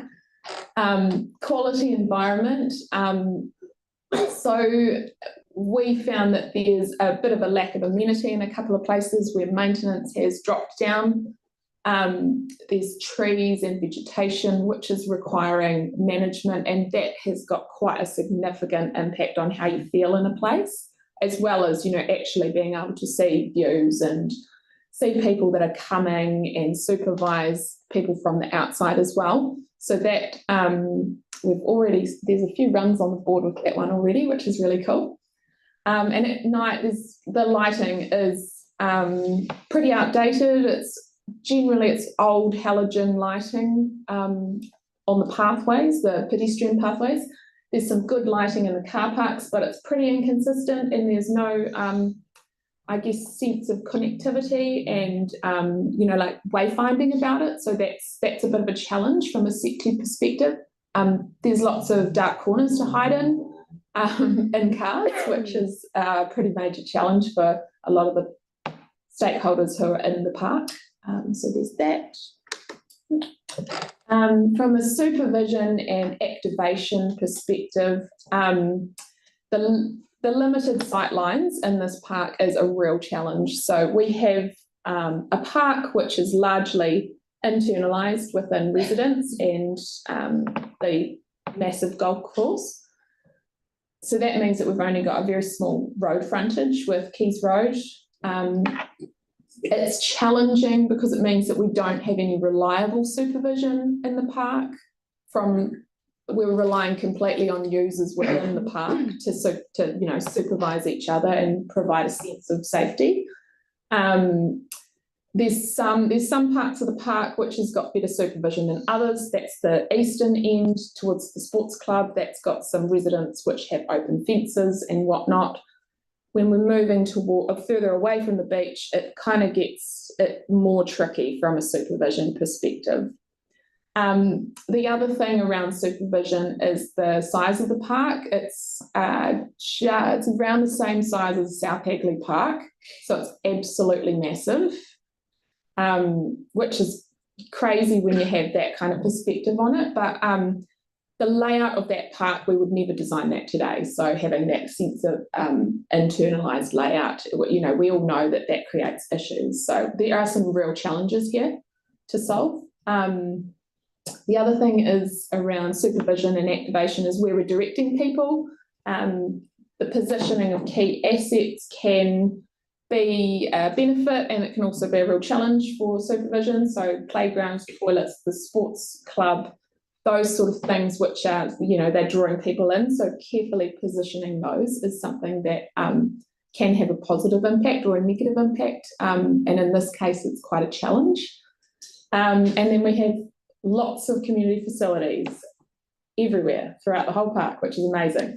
And they are a big positive. So the staff that are running those are the big plus here, I think, in this park. So access and circulation. So this is all sort of, I guess, layout related challenges that we picked up on. It's a park that's probably developed in a bit of an ad hoc way. So we don't have really strong hierarchy or sort of sense of layout or anything like that. It can be quite confusing, especially in the car park. So that if you know where you're going, you know where you're going. But for people who are new coming in, it's quite challenging. If anyone's been down there on a Saturday when junior rugby's on, it is quite tricky. So there's some real challenges there, and there's break-ins happening by day as well. So the layout of the car parking is actually creating break-in risks during the day, which is quite, that's not great. Confusing layout. And then the last thing around access was the isolated nature of the playground. So I might just slip to the next one. Down. That one. Where you want to go? No, that's okay. Jump ahead later. So those I guess were the key things that we found. Sorry, what playground? The nature playground. Okay. Yeah. So what we found was sort of there's a part of the park in the middle which is kind of around. There's a slide later on, but it's around the nature playground, sort of towards the golf course, kind of the deep part of the park, and that's where most of the issues seem to be happening. It's also the furthest away from supervision and all that kind of thing. So you guys have any questions on, I guess, what we found to start with? Kelly and then Celeste. You've just been reading the report on lighting. I guess the question is, in terms of the lighting, you're obviously saying it's inadequate. Do you think that a lot of the problems would be solved with much more adequate lighting and perhaps areas, the addition of more lighting with light sensors? It's very hard to hide from a light that you switch on when you walk past. Yeah. So you're talking about like wild lighting, which sort of senses people coming and it lights up so that you've got, I mean, there's that kind of thing technology that can definitely help. I think it's about directing people into safer parts of the park at night. We already have lighting in this park, so it's, it's kind of already there. There's a cycleway running through the park. So there is an expectation that there is lighting in there, and because of the scale, I think it is right to light this park. There's a huge thoroughfare from one side to the other. So, I mean, it's right to light it, but it's about directing the lighting into more safe places, which are closer to where help could be given if something did happen. And also about promoting alternative routes. So if you don't feel comfortable coming into the park at night, there's certainly, around Lonsdale Street option. What about the concept of kind of panic buttons, which if you've ever been to Canterbury University, the campus is littered with them. So if you're in trouble, definitely. Have those been considered or identified as impossible? Yeah, look, that's probably something that I wouldn't classify as a SEPTED solution, because we're talking about the design of the environment. That's probably more of a security related option. Ambulance at it is, I think it would be really nice if we can kind of stop it before it gets to that point. But it's panic buttons are quite expensive to maintain, and I guess the legalities of the council, it's probably not something that we're looking to recommend at this stage. Celeste and then Alex. Great. I think it's a good starting point for us to look at where we can make some improvements. Is there like a summary of the document that says these are the top 5 recommendations and this is what we can do with an operational budget and this is what you have to dedicate to the funding? Because I did read the report, I must admit, been quite a busy week, but I just there's so many bits of the park and they've all got their own complex issues. So it's like, where do you start? Yeah, totally. And I know you guys have workshopped this a lot, but for me, seeing it for the first time, it's like, it's a lot. Yeah, so at the end, we've got a bit of a where to from now, and yes, that was something that came out of feedback from the report as well, so thank you. And when you run through that, would you mind just picking up on the reserve management plan that you recommend to get updated? Because it'd be interesting to understand how long that would take and what the cost would be, because that does make sense to me, but I don't know if it's in the recommendations or not. Yeah, it actually is in the recommendations too. Perhaps that could be a mechanism to look at all these, particularly quite big spatial changes, because most of the physical things that are in the management plan on the master plan have already been implemented in a way, maybe not as it is in the management plan, but it could be a good way to tie it up. But Jackie would be probably just if some of those changes, say just to take something out of the air, say if we were to move freedom camping outside of North Beach car park, there might be space in this car park which would help with that, some of that balance, because you talked about the commercial zone being the useful aspect. So what the possibilities are as part of that would be interesting. But that might be a little bit down the track.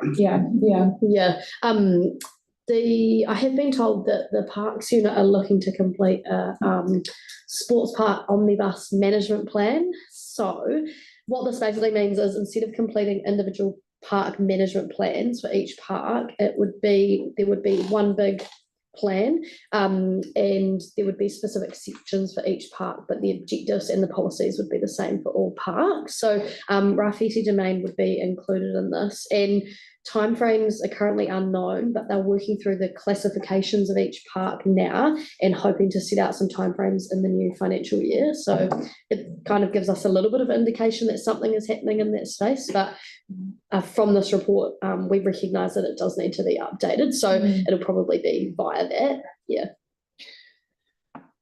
Alex? You've mentioned quite a bit about the internalised layout of the park. And I understand the SEPTED's about kind of what's achievable based on the current layout of the park. If you could start from scratch, I'll keep it really quick, but my question. If you could start from scratch, how would you, with where the park is now, obviously, that's one of the limitations, what would you do? Okay, well, we did, when we were going through the process of coming up with recommendations, we did do a, blue sky concept thinking, which I pulled back into reality, but, we looked at different options for, as you say, one of the things that can always help with septic risks is more supervision. It's the most, it's the most effective technique to reduce risks for safety. We did come to the kind of conclusion that it would require pretty significant change to actually have some impact, because the car parks and stuff. Well, if you're talking about increasing the frontages, which would mean removing edges, that's pretty major. Also, the distance into the middle of the park, even if you change the sides, it's not going to help with that because it's still a long way away. We looked at options for putting infrastructure through the middle, public infrastructure, so roads or whatever, but again, that kind of inserted potential other different types of risks. Ultimately, you need people around to supervise a place, so a road with, nothing else on it is really challenging. They would never design a park like this now, so it is quite challenging. Thank you. Sorry, hope that answered it. I was going to talk about that, so thank you for asking that, Alex. Joe? I've noticed some of the vegetation's been trimmed back already and it's looking really fantastic. But I just wanted to know, there seems to be nothing done next to the community gardens wall on the entrance on the left. There's a little pocket there and there's often someone living there or staying the night in there. Is that the sensory garden? Is that the area? As soon as you drive through the big gates in Shore Ave, the garden kind of hooks around behind the fence, and there's it's that area in there that so we've noticed at night time there's usually someone in there. Right. Okay. Yeah. I don't know if anything's picked up on. I'm not sure if anything's actually been done in there, but we can. Yeah, whether that can be just trimmed back to open up the sunlight as well. Just in So just to the left of the entranceway. So there's been some work done, but it's not. I guess we're not finished yet, right? Okay, we're just starting. Well, there's nice easy things to start with, and it's like that sightline from Keys Road with the vegetation. Like that's a lot of community planting in there as well. And just having staff being able to like trim it up so it actually you can get better sight into the place is really good. With the suggestion of repositioning some assets, will that come out for consultation before being done? Excellent, because there'll be some people that can't have it. Because you mentioned about easy access for Keys Road residents, but also a lot of Lonsdale Street residents use those facilities as well. So if you're moving it towards Keys Road, you're taking it away from the other residents. Certainly. Is that the right one? Yes, I can go through all the recommendations in this next section. Shall we move? And just to worry about the drug use and stuff in the toilets. It's not. It's not great stuff. I thought we haven't even mentioned Thompson Park yet. So this section's coming through into recommendations and conclusions from the reports.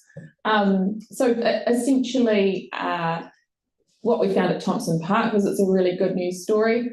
There are some septic risks there, particularly at night, but they're fairly manageable, which is fantastic. And that's largely. Much safer without the pirates now, eh? Sorry, bad joke. It's mostly due to the location of it. It's quite a busy corner. It's quite it's got the beach right there. It's got the surf club, so it's a great hub around that area. It's got good sort of open frontage, especially now that the trees have been managed. And so it's pretty favourable from a layout perspective as well. It's got the assets positioned right next to the street, which is great. Most of the recommendations for that park were largely around maintenance, limbing up of trees and that kind of thing. And I believe that some of that's already happened, which is awesome. The other recommendation for this park was really around future development and opportunities. There's a lot going on in New Brighton at the moment, lots of housing. And there is opportunity sites at the corner there with some vacant lots. So one of our recommendations was around trying to activate that corner of the park. There's a commercial premises on that kind of where the triangle wedge is there, which is, we sort of see that as an opportunity to activate the space. So, you know, if there could be something that fronts onto that corner, opens it up, it'd be amazing. The person that owns that and wanted to develop it actually put in a request to see if it was possible to lease that for outdoor dining. Oh, okay. But he was told no. Right, okay. But I guess from a safety perspective, it would be fantastic. So I'd probably encourage council and urban design team to keep that in mind when that development happens. I was just going to say, there's been a change recently where the vendor that's currently in there, the landlord is parting ways. Okay. So I don't know what that looks like yet. I don't think they might not be public. I don't even know. But they posted about the taco in the beer garden. Oh, which is yeah, really quite cool. Yeah. But the fact that they're not going to be operating there anymore, which might have a wee impact on that. Mm-hmm. Yeah. Okay. Any comments on Thompson Park before we move back to Rawiti? Well, good news. Yeah. Cool. I guess so. In conclusion, moving back to Rawiti, so what we found was that there is significant levels of crime and antisocial behaviour, vandalism, that kind of thing. The nature of what's happening in there is quite serious, so it is one that should be treated with a serious mindset. There's some quite worrying crime going on in there, which the clubs and stakeholders are finding to be quite challenging at times. The worst parts tend to be deeply set within the park, so those kind of orange blobs is where we've kind of had feedback, seen evidence that there's constant issues in there. So it's probably no surprise from what we've been talking about that it is a really long way away from any kind of sense of supervision. So the park does also have some septic risks during the day as well. There's still crime happening during the day. The theft issue and break-ins issue is still an issue by day. So that's kind of worth keeping in mind. And the nature play space we kind of considered to be quite an area of concern. It's obviously there's vulnerable users that are in a playground. So, your sort of threshold for risk is quite a lot lower than a playground context. And there was, the first time we visited, there was a lot of vandalism. There was lots of evidence of drug use and drinking and that kind of thing. There's also, there's been some sort of, stories come back around intimidation and people feeling uncomfortable, young families feeling uncomfortable being there. So I think that this is a real focus for the council. Yeah, you happy to take questions? Yeah, go for it. I'd add in that toilet block as well. Yeah. Next to St John's, because some of the things that have been happening there are really, really not ideal. Not great, and you get quite a few families with their kids at sport or training, or even elderly walking down that lane. Well, it's a very prominent toilet block, isn't it? It is, So it yeah. is, yeah. There is lighting. Yeah. So there's lighting there is. On the cycleway, but then there's kind of vegetation But that's people do lock themselves in there for a long time. Oh. Yeah. So I guess recommendations. The most significant recommendation that we have is really spatial change related. So this is around trying to direct people into more safe parts of the park, and I guess reflective of that, it's a really, really big park, and we are not going to be able to make every single inch of it safe. That's just kind of reality. But if we can get some good structure in place that's funneling people into the right parts and trying to direct them away from less favourable areas, that would be good. So there's some recommendations around vehicle circulation. This is really, it's quite, the ad hoc sort of windy dead end situation is something that is a bit of an issue from a safety perspective. So I guess having a more joined up and thought through vehicle hierarchy would be fantastic. I don't have any, I guess I haven't gone ahead and, thought through the details of how that would happen in real life, but sorting that structure out would be a real benefit from a circulation perspective, and also to help with the being able to supervise the car park areas more so that they're not getting so many break-ins, to facilitate better views, that kind of thing. And then the other thing around the spatial change is about legibility of paths and access routes. So the other area that there's not very many paths within the park for the size of it. It's actually pretty, most of them are quite narrow and they don't have very much sense of presence for the scale of the park. So what we're recommending is some really strong, wide paths that are lit and that they all have a very logical and obvious way of finding your way around by day and by night. And then we sort of focus in on like the key nodes. So you can see that orange corridor that we've got around. So that's the Lonsdale, New Brighton Catholic edge of the park. So if we could funnel people along there and I guess emphasise these nodes where it is okay to be and it is safe, then that would be, it's giving you sort of a target to move towards. And that's sort of supported by lighting. So yep, and then Joe. I certainly would support that. Like the paths are, I don't know what the standard footpath is, but it's smaller than the standard footpath size, which is odd. Yeah. And for people that do want to use that route on bike, for instance, not to mention the bushes even during the day, makes you feel quite unsafe. So for me personally, would you? Yeah, well, that's why I put the photo in, like obvious, so wide. A great recommendation. Is there?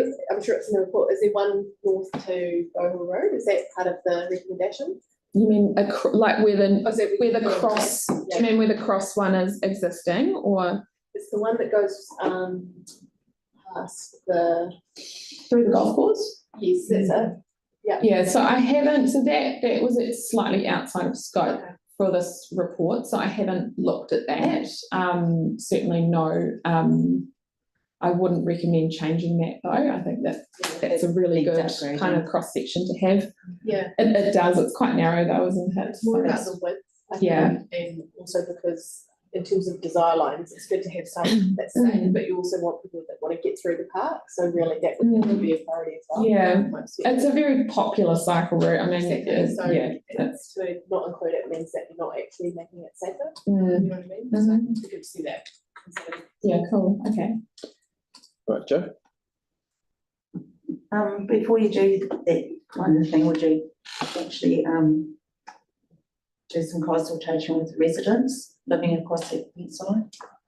Definitely, yeah. Because I'm not sure how they feel about and lighting outside their fences. I mean, I guess this report is it's a set of recommendations to address safety concerns. It's one perspective, right? It's not a master plan. So yeah.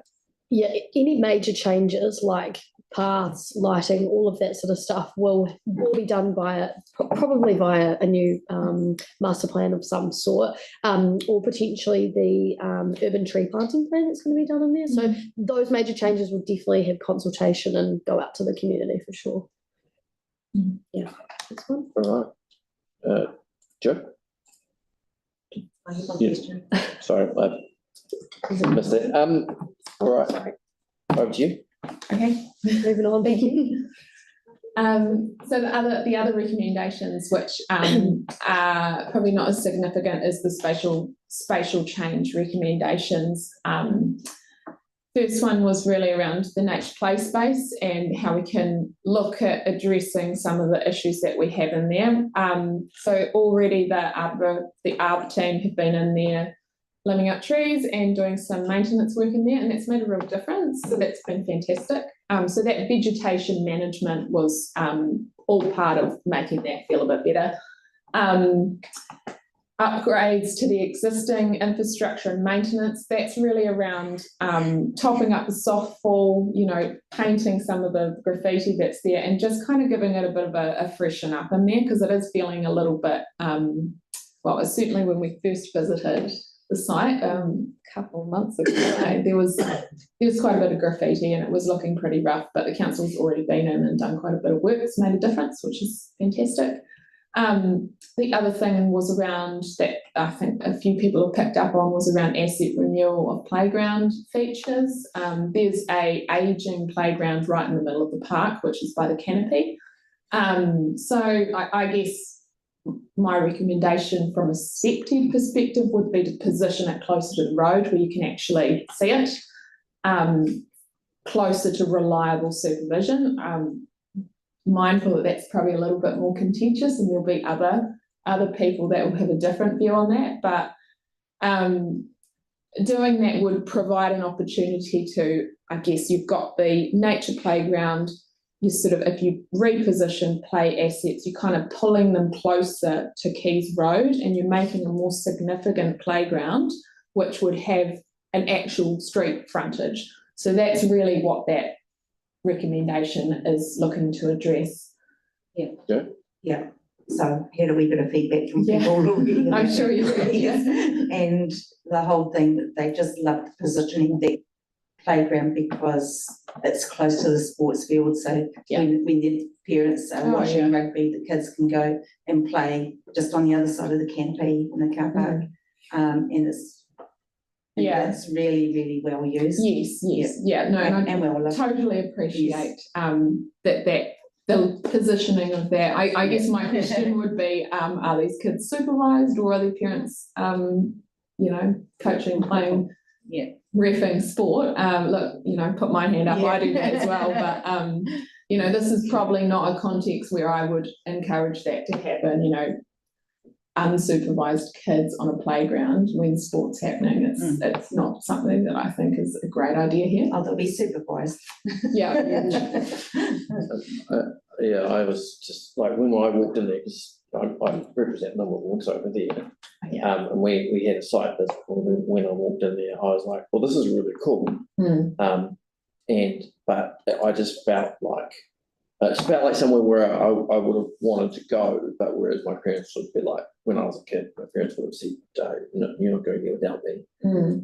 And like, if I understand why people would want it to stay in that location, the fact is it's just not safe, and we have to find a way of making it safe. If we're not going to move it, we have to find some other way. Well, I think it's it's just worth considering. In a broader conversation when a master planning or asset renewal conversation happens within council, I think the location of it should be looked at again. So we have questions from, is it Alex and then Yanni and then Joe? I may be jumping the gun here, but we've got all these recommendations. I guess my question is from staff, what's the way to get money on the table to actually do these things? Is it through the annual plan or through the long-term plan? And do we have to get money on the table first to investigate and do feasibility before we put more money on for something like a big bet? Good question. You're jumping the gun a little. Yeah, I think we're going to get to that.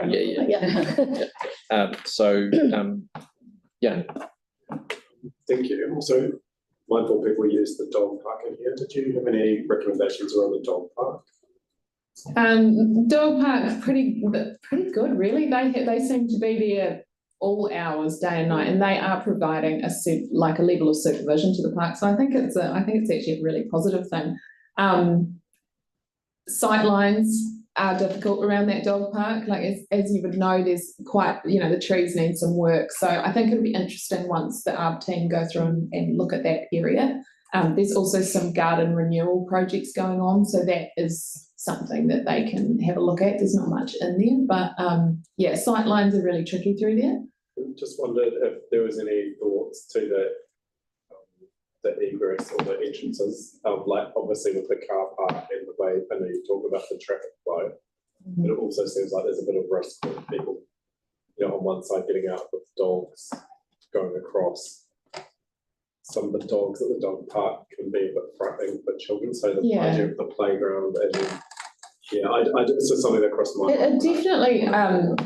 It definitely feels like it's on a bit of an island, doesn't it? Like a bit of a traffic island. So in a way that kind of tucks it away from the rest of the park, which is, I think, a good thing. But they're still there looking around. So pretty good positioning of it, really, from my perspective. And maybe the possibility of some more entrances, given the lack of visibility through some of it. Into the dog park. Yeah, like maybe that sort of northeast or east. Because it's one, There's it's two. two. There's There's two. one at each end at the moment. Middle. No. And particularly to the sports field, where the sports field is pretty set up. Yeah, that's a good idea, actually. So that was just, anyway, I'm looking forward to hearing how we progress this. Thanks. Yeah, cool. Thank you. Thanks, Joe, and then Have you actually had a look at the Athletics Club Ken car park for that? Was that safe? Is that work? Okay, sorry. Yes, we did look through there. There weren't concerns generally raised through there, apart from the bushes that line the archery club, that there was quite a lot of rough sleeping going on in there. That's perhaps a different, the report briefly touches on social support services and management and outreach. So that is, I guess, an aspect of that, rather than just pure design. I think looking at maybe limbing up some of the vegetation could help, but it's a really, that area around the athletics club, sort of where the butterfly area is, we haven't had any reports of stuff happening, which is interesting. There's a bit of rubbish dumped in that area, and it's not too bad, but I just wondered if you'd actually seen it. No, we have been through here. Thank you. Celeste? Just, you might come back to it as part of the wrap up, but in terms of the urban forest plan, it'd be interesting to just understand how that overlaps with this. I assume that plan will incorporate the recommendations. Great. And then in terms of removing that toilet block, I actually don't know which one that is, but it talks about would potentially small one in plan. Is that right? Thompson Park. Yeah. Is that the main one? There's a new one, which was the shovel ready one. It's sort of more aligned with the freedom camping by the car park, and then there's that old one, which has got a mural. Right. But it's not a great toilet. It's coming to the end of its life. So. No. I do go and test out all the toilets when I go on these sites. It's an important thing to. Just because who's not listening. No, I wasn't, sorry. Thinking of one more question, but in terms of the level of service for this park, because we talked about the size of it, and obviously Hadley Parks, Hadley Parks, similar size. Have we considered whether we should be asking for a higher level of service given that it's such a significant space? And I think Community Park Rangers do an incredible job, but we're asking them to do a lot, probably the same budget as they do with some of the smaller parks. That's true, they probably don't allocate the level of service by the size of the park, right? But it just seems a bit hard. Yeah, I guess it would be interesting to know as well. I guess if you're talking about like parks maintenance or like the toilets and stuff. Yeah, probably both those things. Yeah. I think it is looking quite degraded, but if you think the resources trying to stretch across a massive space, you're just going to focus on the bits Whereas if you had the money, complain about, let's face it. So maybe that's a follow-up step that we need to look at. Yeah. Definitely, yeah. I guess with the parks being in-house now, there may be some changes around that potentially, and they have the ability to put more resource into that. The toilets, I couldn't comment on that today, but something we could look at. Councillors love advocating for new toilets, so we can maybe we can just put that as a note for follow-up. Yeah, great. Thank you. All right, can we move on for a little bit longer? Move on some more, because we are going, I presume there's quite a lot more to go through. Not heaps. I might just quickly finish off this slide, and then there's not a lot actually. Finish off this slide, and then we can just hold your question, Yoni, and come back to it. Okay, so one of the other key recommendations is around protecting the views into the park that we do have. So we've got the 2 Keys Road frontages, and the concept here is really just to safeguard them so that they don't have things put in them which are going to block views. They're particularly important for this park because we have such a small amount of frontage. We just need to look after what we've got. Nature Playground is obviously aligned with one of them, which is great.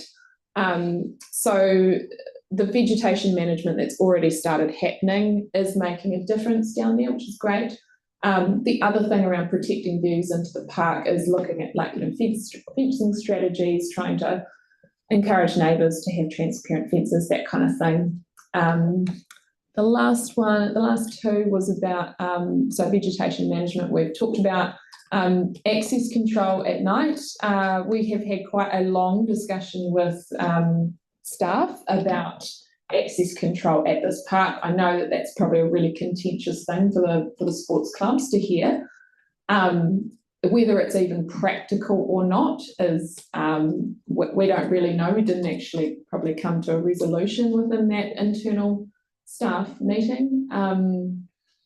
But I guess the reality from the sector perspective is that we can't facilitate a safe environment at night, so should we be letting people go into there? So it's kind of a big and quite complicated question to solve, perhaps not one that there is an easy answer for. So what's next? I guess just a little bit from us. So once Kylie had done her amazing report, we got all of the staff involved in this that would be assigned kind of recommendations. And as you can imagine, with quite a big number of staff involved in this park, it is quite complex.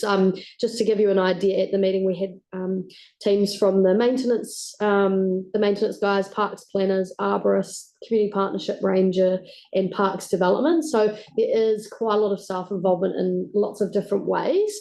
So we had to, I guess, identify some quick wins and then scope out some long-term projects with more of a strategic lens. And I guess this is still a work in progress, and we're still trying to work out what this kind of looks like.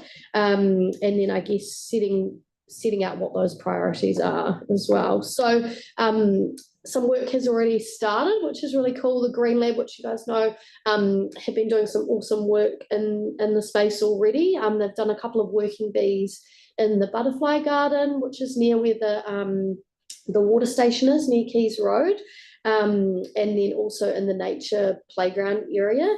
Green Lab has had different groups in there like corrections, and is wanting to work with the Brighton Catholic School and get them involved in that space. Annalise, our community partnerships ranger, has been working closely with them to help provide resources like mulch and all those different things. So she recently got them about 10 cubic meters of mulch to be distributed around the nature playground, which is kind of a start on that space. So we've got some before and after photos there. So at the top we've got, this is the entry to Rawhiri Domain.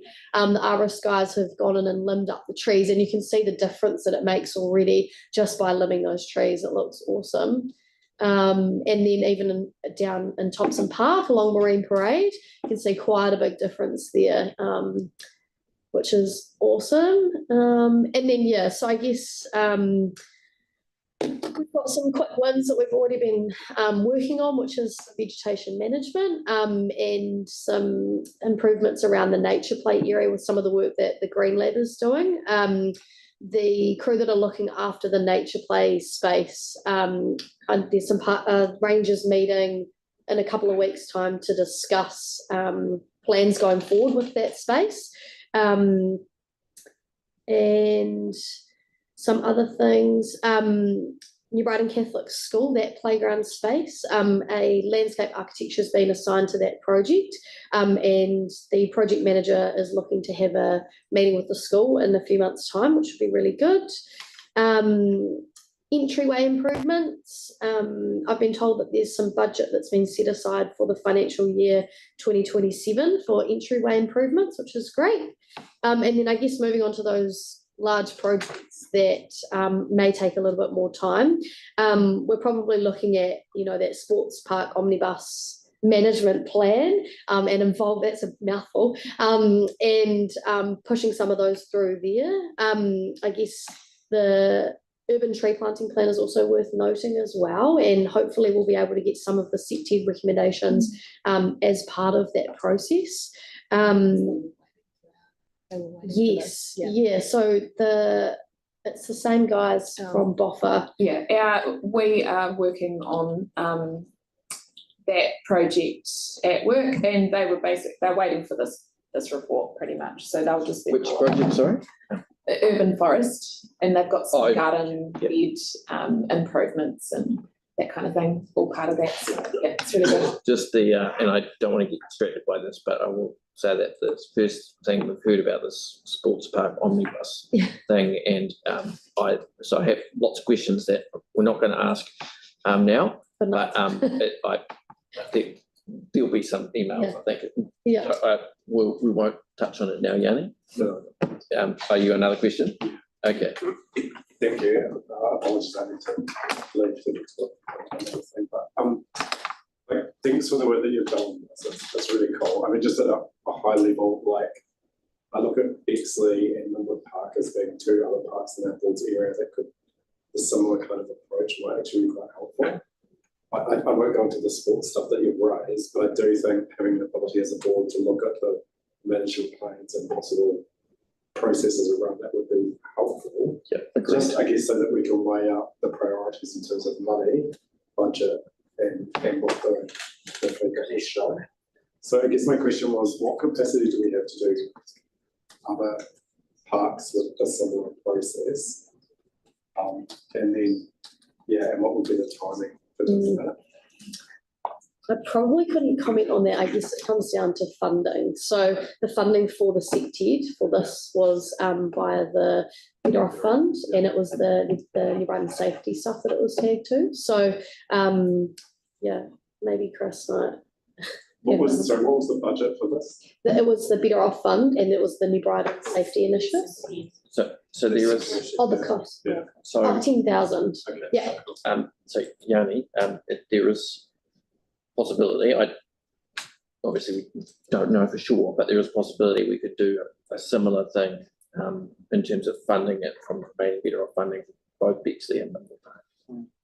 Anyway, I'm just really impressed with your work. So thank you. It's really, really cool to get that level of insight into that. Yes. Trying to ask maybe, Actually, no, Greg was. oh, yeah, no, you go. Sure. Okay, right. Oh, I usually do get that. That's appreciated.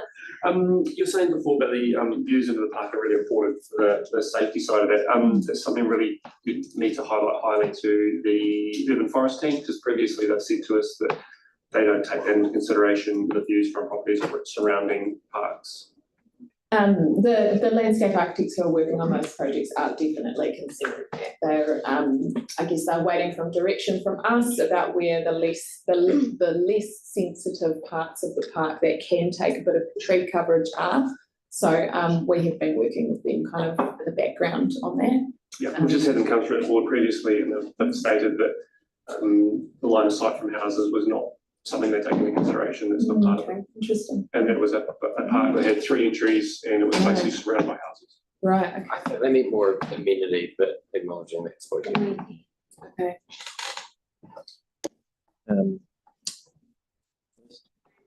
Just around the urban forest plan part, Alex mentioned around the change of planning for the commercial area, which is that increase in that sightline, which is on Bogle Road. Do you know what I mean? It's the North Beach Mega. Thompson Park, yeah. So that bit there, when that goes back, are we able to just check in with the new stakeholders there as to what their plans are? Because I think the feedback previously was that that area of what would you call it, landscaping was a bit of a safety issue. So now would be a good time to figure out what their plans are so we can align a bit better. So we're going to be doing that work quite quickly. And I think there are some significant plans there. So yeah, well, definitely there's so that area kind of around that wedge of land has been highlighted as a bit of a to sort out for vegetation management. So great. So we can pass the contacts through to you. That would be great. Yeah, thank you. Potentially moving that toilet as well would open up a really nice entryway. That'd be great. Yeah. So a bit of advice around that stuff. Yeah, cool. Alex has got a question. Once again for staff, have we ever looked at potentially purchasing that section of land? And like, would that help if that was a greater open, you're talking about sightlines in the park? If that section of land was purchased by council and we opened it up nicely, do you think that would have a positive impact? I guess from pure SEPTED, I probably wouldn't say that it would be enough benefit to justify that. We already have pretty good. I think activating it would actually have more benefit, quite honestly. We've already got a really good road frontage and good traffic and pedestrian, past there. So probably not from my perspective, but yeah. All right, let's keep moving. Cool. Just check that I've covered everything on this slide. So yeah, I think that's everything. Alrighty, moving on. I did want to highlight some feedback. So the community groups that were involved in providing feedback at the beginning, we went back to them and just said, here's the report, and if you've got any feedback, can you please let us know what your thoughts are? Because I guess whilst these safety recommendations are focused on the safety aspect of it, the functionality and all of those sorts of things, the users are going to have a lot to say on that. So generally speaking, there was a strong support for recommendations, and groups were really happy that there's things that are already being done, and there's change starting to happen. So lots of support for playground enhancements, improved signage and wayfinding, lighting and safety measures. Access to the park, so that's the closing the gates at 10. While some groups have strong support for locking the gates, there are some groups that are concerned about the impacts of locking those, particularly with the ones that have venues that people are using after that 10 o'clock period. So that's something where we could work with the groups to kind of figure out a potential compromise, or we could lock it at a certain point in the park or something like that to still allow access.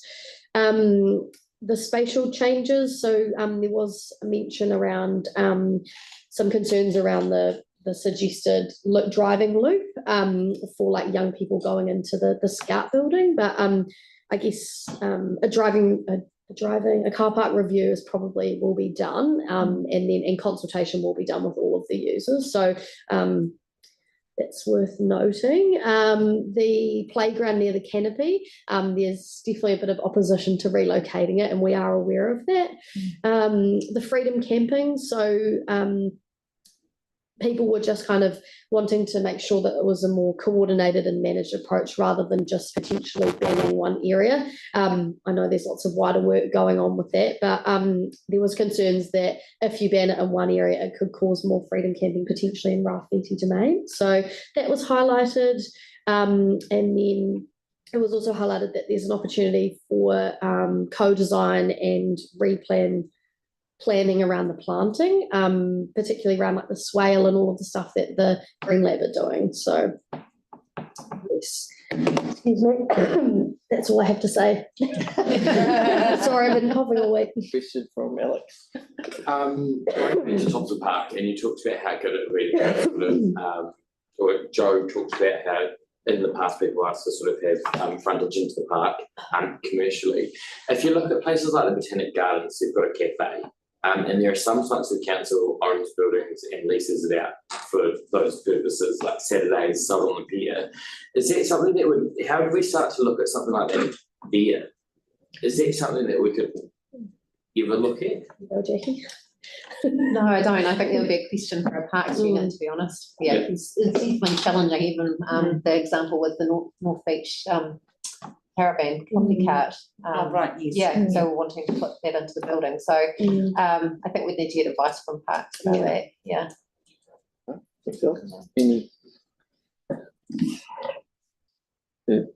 Any further? No. That's all. Questions, all right. Any further questions from members? Just one. I think my only thing is just what's next. I know that even for us plan, we've got the omnibus thingy. Yeah. But are there any sort of, will we get a sort of summary of some of the next steps? I know it's still in progress, so I guess once we've kind of worked out a bit more of a clearer idea of what we're going to do, there's a lot of moving parts to see. So it's just trying to work it in all of the different budgets and things. And I'm really keen to also like review this in maybe about a year's time as well to see what's been done and kind of circle back. But yeah, hopefully we'll have something definitely sooner than that. And also thank you for all your work. You've done some work on this. It's been great to see the outcome of a huge amount of work on everyone's part. So thanks. Joe. Yeah, just the easy maintenance you've done at the moment with the vegetation looks really good. My biggest concern is the ongoing maintenance of that. And how can we actually ensure that that happens? I guess we can just follow up on Celeste's question previously about the levels of service. We can kind of look at that potentially and get some advice around that. Yeah. I'll chip in there as well. One of the things that I've heard staff talk about with some of this maintenance and cutting back of the vegetation, we've said that these recommendations have been really helpful because it's given them a bit of guidance on what's needed as well. So I think they can take these recommendations as well and probably build it into their plan to keep it up. So I see it as a positive. Alex. I guess my question is about the path and the lighting. Are you saying that would have to be done sort of, or it would be done as part of that omnibus bill? Is there anything that we could be doing now to get the ball rolling on that? I guess in terms of making sure it's in annual or long-term plans going forward, because I'm mindful that once that comes up, it's been another few years before we can actually put it into practice. Is there a way that we can, would you recommend us putting a bit in to investigate that separately as part of the next long-term plan process? Or I think long-term plan would be a really good option for those large items that are going to be huge. So I think some of those recommendations, particularly around the pedestrian pathways and lighting, they are quite separate to the vehicle stuff. Then I don't think there's any sort of interdependencies around those. So we can kind of get started on them. And I think, sorry, just to back up on that, I think that it would be helpful to know if there was some of the stuff that isn't tied up with the other planning, because often there are opportunities like the annual plan, which we've just signed off on. We can actually just put in a bid and say, look, it's 50K, we want it done actually sooner rather than later. We don't want to wait 3 years, because that will make a big difference. For instance, say the lighting has come up a few times just in the past, so we could progress that ahead in the other parts of the plan. There could be ways that we can do that sooner rather than later. So I know that's probably not a question for you, but more feedback for Sam, just so we get some of those things highlighted. The previous board were able to achieve that through the annual plan with Thompson Park, with those improvements. And I think that was driven very much by really valuable feedback received from key user groups. So I think if all of that that helps inform staff to make some really good decisions around ways to design it for best use. And then it's a lot easier to achieve that money in your plan. So what is the next step for us, like the most immediate next step? Can I come back to you? Money. It's not one answer. It does, as Chris has noted, like it's something that the next board will probably want to put in the board plan. So we'll leave it to them.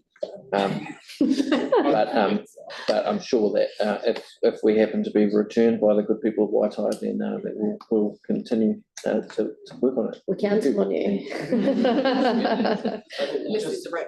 Just on the next steps are already underway with a lot the quick wins and stuff. And then we'll also be working away at some of those bigger ticket ones and trying to figure out the best way of getting, because if they're going to need budget, then you've already heard annual plan's a good way of going about that. Board plan will be a really good way because that'll leverage into your annual plan. So there's these guys will be on top of that as well. Brilliant, and we'll see next steps when it's ready, next steps, operational funding underway versus TBC. Capital. You need to go and get some funding for, Joe? It may not be anything to do with this, but I had a suggestion the other day from a resident who said about the old legal court next to the St John's Lane. Would we look to activate that area again and maybe make a pickleball court or something that would actually bring people to that area? It's free to use and it might make that toilet area a bit safer as well. Yeah. We can look at that. I remember playing netball there when I was at Henry Running Catholic School, so we'll fight for it. All right, well, I think that we have reached you. That's all right. Councillor Barton. Just when any changes are forecast to go ahead, what will the process be? Will it come to committee board? Yes. That's it. Yeah, so like any major changes will go out for consultation and the decisions will come back to you guys. Okay, and so that will be an opportunity for stakeholders like the golf club, etc., to have. Will you actually consult with them as one of the stakeholders? Yeah, and we're hoping to have ongoing communication with them anyway. For things that are potentially less minor, we're good to kind of keep in touch with them and see if we can do anything in the meantime. And then those bigger projects will definitely go out for that wider consultation and they will also be involved. Yeah. It's just the last thing, I might have missed this, but is the park forecast to have it to be part of the urban planting? It is? Yeah. So when will that? It's likely to be this year. Okay, so that'll go out for consultation as well? Yeah, and we're hoping to include some of those sected items in that tree planting plan. So just another follow on to that, what is the main priority there? Sure, this is the third one. Safety. Is it safety or is it tree coverage? Which takes priority? I'm not really sure how to answer that. For the purpose of this report was the safety. Yeah. So you need to ask. Oh, is that what you meant? Sorry. Ask the arborist. Well, sorry, did you have an answer? We are working with the team that are carrying out that project. So they're taking advice from this report and preparing their work. So they've been kind of waiting on us really. So good. Yeah, that's good. Okay, thank you. All right, thank you very much. If you'd like to join us in our karakia whakamuku. Kia tau, te rangi Māori o te rangi I tiku I hōnei, o papa tuanuku I taku tōnei, o te taiao I awhi nei, ki runga I a tātou. Tihei, mauri ora. Thanks everyone. Sorry, I was not. No.